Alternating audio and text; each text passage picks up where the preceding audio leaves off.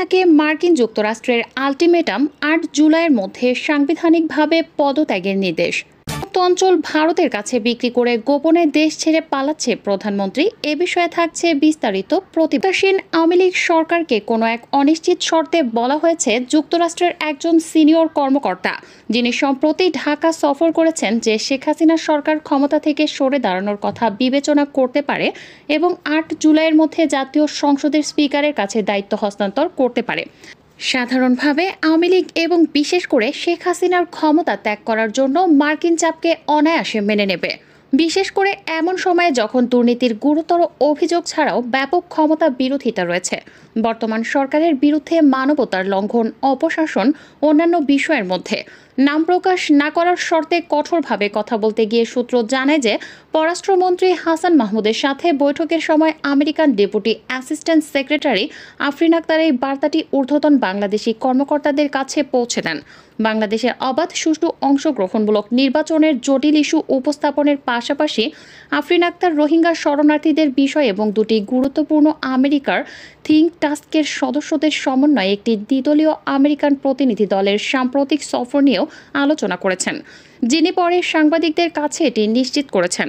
আফরিন আক্তার ও হাসান মাহমুদের মধ্যে বৈঠকে বাংলাদেশের পররাষ্ট্র মন্ত্রণালয়ের মহাপরিচালক মাসুদ আলম উপস্থিত ছিলেন। বাংলাদেশের পররাষ্ট্র সচিব তীব্র প্রতিক্রিয়া জানিয়ে বলেছিলেন যে বাংলাদেশের অভ্যন্তরীণ বিষয়ে অপ্রয়োজনীয় বিদেশি হস্তক্ষেপ আপত্তি করে। সূত্রগুলো জানিয়েছে যে শেখ হাসিনার সামনে আফরিন আক্তার দুটি বিকল্প রেখেছিলেন। প্রথম বিকল্পের অংশ হিসেবে শেখ হাসিনার সরকার পদত্যাগ করতে পারে এবং রাষ্ট্রপতি মোহাম্মদ শাহাবুদ্দিনের কাছে দায়িত্ব হস্তান্তর করতে পারে।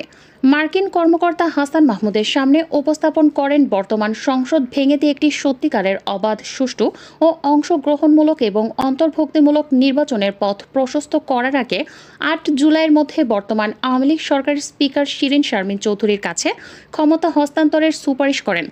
বাংলাদেশি নেতৃত্বের সামনে উপস্থাপিত দুটি বিকল্পের ভিত্তি ছিল যে উভয় সংবিধানের কাঠামোর মধ্যে এবং সরকার দ্বারা কাজ করা বিবেচনা করা যেতে পারে। বাংলাদেশের সংবিধানের ৪র্থ খণ্ডের ২য় অধ্যায়ে বলা হয়েছে, ১. প্রধানমন্ত্রীর পদ শূন্য হয়ে যাবে। ক. যদি তিনি রাষ্ট্রপতির হাতে পদত্যাগপত্র জমা দিয়ে যে কোনো সময় পদ থেকে পদত্যাগ করেন, অথবা খ. যদি তিনি সংসদ সদস্য হওয়া বন্ধ করেন। ২. প্রধানমন্ত্রী সংসদের সংখ্যাগরিষ্ঠ সদস্যদের সমর্থন ধরে রাখা বন্ধ করে দিলে তিনি হয় তার পদ থেকে পদত্যাগ করবেন বা সংসদ ভেঙে দেওয়ার জন্য রাষ্ট্রপতিকে লিখিতভাবে পরামর্শ দেবেন, এবং যদি তিনি সন্তুষ্ট হন তবে রাষ্ট্রপতি তা করবেন। যে সংসদে অন্য কোনো সংসদ সদস্যের সংখ্যাগরিষ্ঠ সদস্যদের সমর্থনে আদেশ দেন না, সেই অনুযায়ী সংসদ ভেঙে দেন। এছাড়া সংবিধানের অনুচ্ছেদে বলা হয়েছে যে রাষ্ট্রপতি যদি তার পদের শূন্যতা দেখা দেবে, রাষ্ট্রপতি যদি তার অনুপস্থিতি, অসুস্থতা বা অন্য যে কোনো কারণে তারা অফিসের কার্যভার সম্পাদন করতে অক্ষম হন, তবে স্পিকার সেই কাজগুলি সম্পাদন করবেন। যতক্ষণ না একজন রাষ্ট্রপতি নির্বাচিত হন বা যতক্ষণ না রাষ্ট্রপতি তার অফিসে কার্যভার গ্রহণ করেন, যেমনটি হতে পারে গুরুত্বপূর্ণভাবে মার্কিন কর্মকর্তারা ইঙ্গিত দেওয়া হয়েছিল যে দুটি বিকল্প মেনে চলতে ব্যর্থ হলে তবে পছন্দের ভাবে দ্বিতীয়টি প্রভাবশালী ব্যবসায়ী এবং রাজনৈতিক নেতা সহ বাংলাদেশি ব্যক্তিদের বিরুদ্ধে একের পর এক শক্তিশালী অর্থনৈতিক নিষেধাজ্ঞার দ্বারা অনুসরণ করা হবে। ক্ষমতাসীন আওয়ামী লীগ মার্কিন আল্টিমেটাম উপেক্ষা করার ক্ষেত্রে একটি সূত্র যেমন দুটি বিকল্পের বর্ণনা দিয়েছে।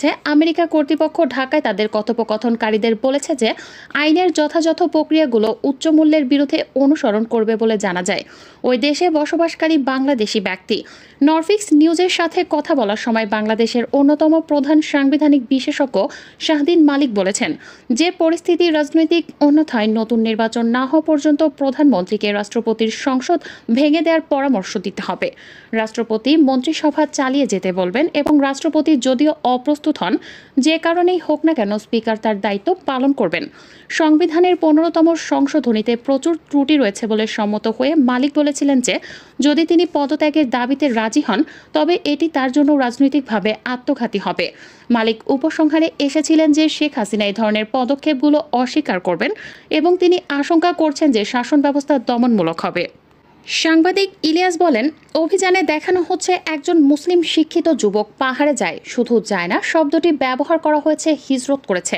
আটককৃত কেউ না বললেও আইনশৃঙ্খলা বাহিনী হিজরত শব্দটি আবিষ্কার করেছে। চট্টগ্রাম সেনাবাহিনীর ঊর্ধ্বতন এক গোয়েন্দা কর্মকর্তা নাম প্রকাশ না করার শর্তে জানিয়েছেন, মূলত জামাতুল আনসার বলে বাস্তবে কোনো সংগঠনের অস্তিত্ব নেই। এছাড়া পাহাড় থেকে অভিযান চালিয়ে র্যাব কাউকে আটক করেনি। দাড়ি টুপি যাদের দেখানো হয়েছে তারা অনেক আগে থেকেই র্যাবের হাতে গ্রেপ্তার ছিল। কুকিচিন ন্যাশনাল আর্মি বা KNF এর সাথে প্রশিক্ষণের দাবি করা হয়, সেটাও সাজানো নাটক। ক্রসফায়ারের ভয় দেখিয়ে তাদেরকে এসব করতে বাধ্য করে। র্যাব নিজেও ভিডিও ধারণ করে সোশ্যাল মিডিয়ায় ছড়িয়ে দিয়েছে। সাংবাদিক ইলিয়াস আরও বলেন, র্যাব পুলিশের হঠাৎ ক্যাপাবিলিটি বেড়ে যাওয়ার মূল কারণ হলো পার্বত্য চট্টগ্রাম থেকে সব সেনা সদস্যকে সরিয়ে আনতে চায় সরকার, যে কারণেই সেনাবাহিনী পরিবর্তনের র্যাবকে বিশাল দক্ষ বাহিনী হিসেবে দেখানোর নাটক মঞ্চস্থ করা হচ্ছে। যা নিয়ে পার্বত্য চট্টগ্রামে সেনাবাহিনীর মধ্যে তীব্র অসন্তোষ দেখা দিয়েছে। কারণ পাহাড়ে সেনাবাহিনীর সংখ্যা যতই কমানো হচ্ছে ততই ভয়ঙ্কর হয়ে উঠেছে JSS সহ অন্যান্য সন্ত্রাসী বাহিনীগুলো। ফলশ্রুতিতে একের পর এক অতর্কিত হামলায় সেনা সদস্য শহীদ হচ্ছে। প্রশ্ন হলো, কেন কার সাথে শেখ হাসিনা সব সেনা প্রত্যাহারের চক্রান্ত করছে? বিদেশ ভয় কাটছে না সরকারের। দ্বাদশ জাতীয় সংসদ নির্বাচন শেষ করে সরকার পরিচালনা করছে আওয়ামী লীগ। টানা চতুর্থ মেয়াদের এ সরকারের 4 মাস হয়ে গেছে, কিন্তু দেশি বিদেশি নানা শঙ্কা দূর হয়নি সরকারের। সম্প্রতি দলটির শীর্ষস্থানীয় নেতাদের বক্তব্যেও বিষয়টি বারবার আসছে। কোনো সূত্রের বরাত না দিয়ে এই রিপোর্টে বলা হয়েছে, যুক্তরাষ্ট্রকে এখনও সন্দেহের চোখে দেখছে আওয়ামী লীগ সভাপতি ও প্রধানমন্ত্রী শেখ হাসিনার নেতৃত্বাধীন সরকার। সরকারি দলের নীতি নির্ধারণী পর্যায়ের একাধিক নেতা দেশ রূপান্তরকে বলেন, যুক্তরাষ্ট্রের অবস্থান এখনও পরিবর্তন করতে পারেনি ক্ষমতাসীনরা। যুক্তরাষ্ট্র এখনও নানা রকম সুযোগ খোঁজার অপেক্ষায় আছে বলে মনে করেন সরকার এ দলের নেতারা।